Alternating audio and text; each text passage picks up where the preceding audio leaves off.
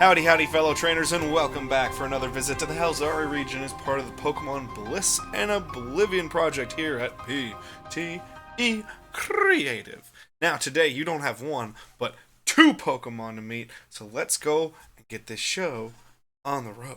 The first Pokemon you get to meet today is Broomoon. Now, a little bit of an older video rendition of this one, as this was paper to digital, but it's still a heck of a lot of fun. As you can see, we're in that spooky season, and this is one of the first object Pokemon I've ever created. With Broomoon, I think it's pretty obvious what the inspiration to that is, but still nonetheless very fun to check in and see.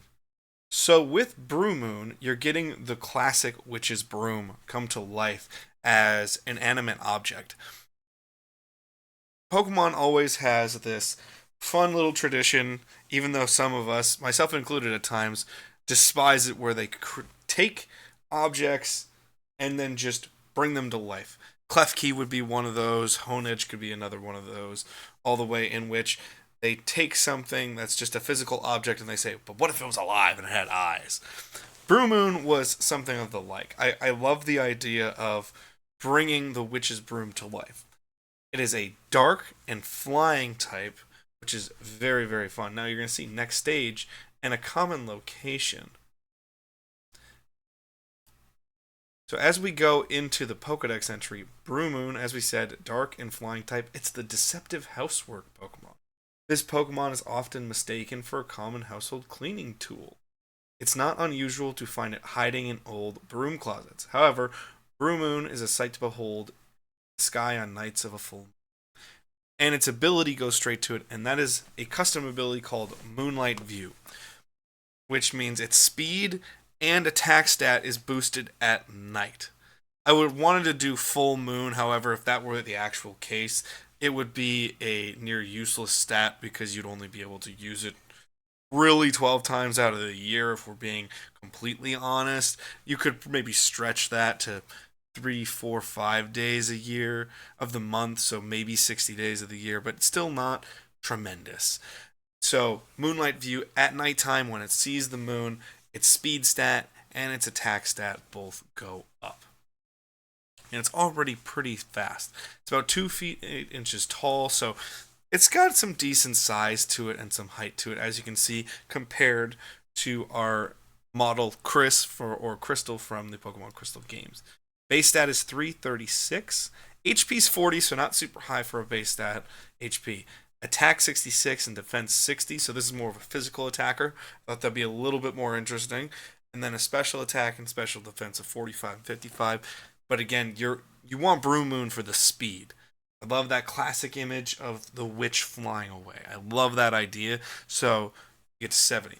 And you can see in the bottom corner, there is an evolution of this Pokemon, but it includes another one. We're going to get to that after this because we're going to meet our second Pokemon.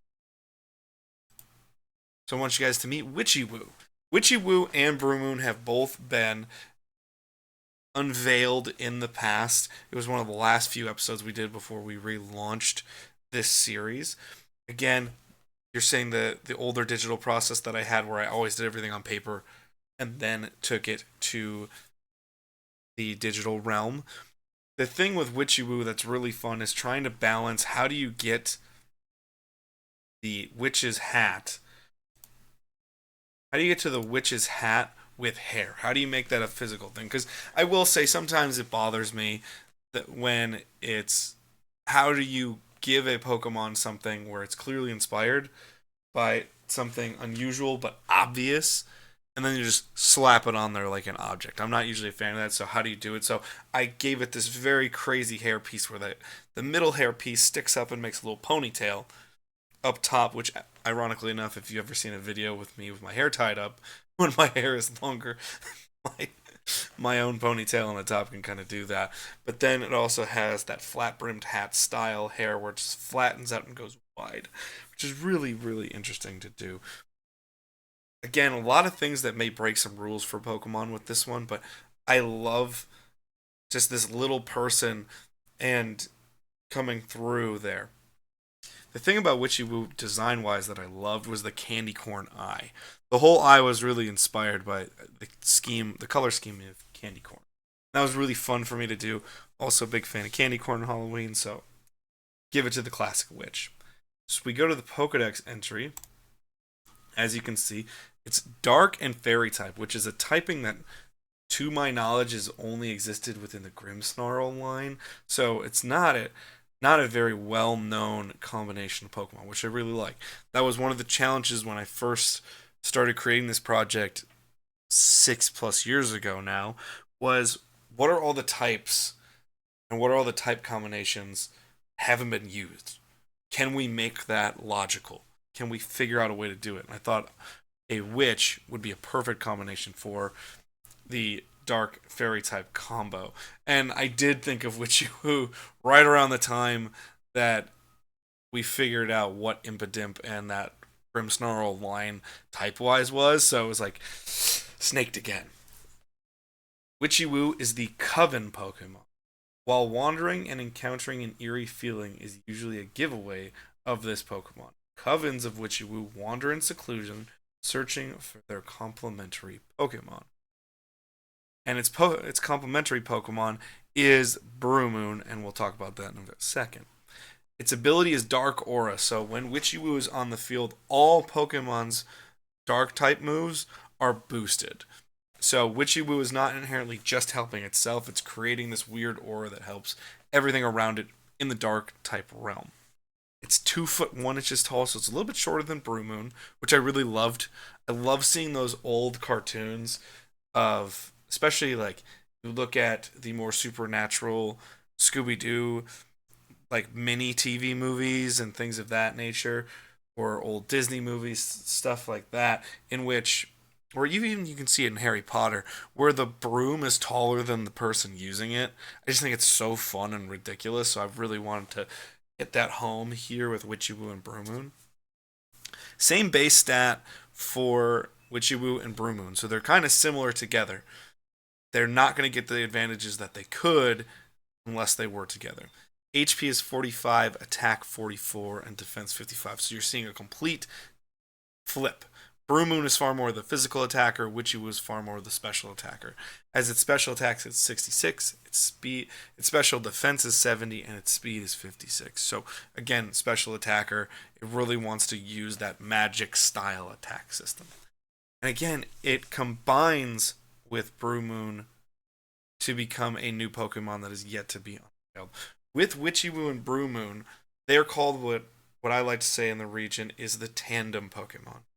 Every region has a Pokemon gimmick. Something new. So Scarlet and Violet fans, those are those Paradox Pokemon. You can go back to Gen 2, baby Pokemon. Gen 3 is split evolutions. Every Pokemon generation has some sort of gimmick to it. Gen 6 obviously the most famous with Mega Evolution. Gen 7 with Z moves, not really, but then they created regional variants. So we want to see those gimmick Pokemon survive, and we want to see new gimmicks come into play. So when these two get together under the right circumstances, they create a brand new Pokemon as a tandem. And it's a really, really fun and interesting thing. We saw that earlier in earlier renditions of this show with Adder Otter, where they're two Pokemon that are symbiotic and they act as one. So the tandem Pokemon gimmick is something I'm very happy with, and it's the gimmick of the Helzari, which I think is super, super. But that's going to do it here, folks, for this episode. It was fun showcasing Brumoon and Witchy Woo to you, and I can't wait for down the road when we unveil that tandem Pokemon evolution for them. That's going to be a heck of a lot of fun. And if you want to have more fun, check out the rest of our content. Check out our socials to stay in touch with us in that different kind of realm. Watch out for our podcast. As always, though, have a great day and go catch some great Pokemon. Peace, love, and hugs to you all. Bye!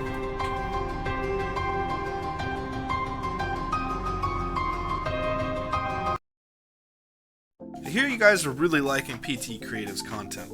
And you know what? You should, because it's pretty rad. You may even want to support the channel even more. Well, there's a way you can do it and reward yourself.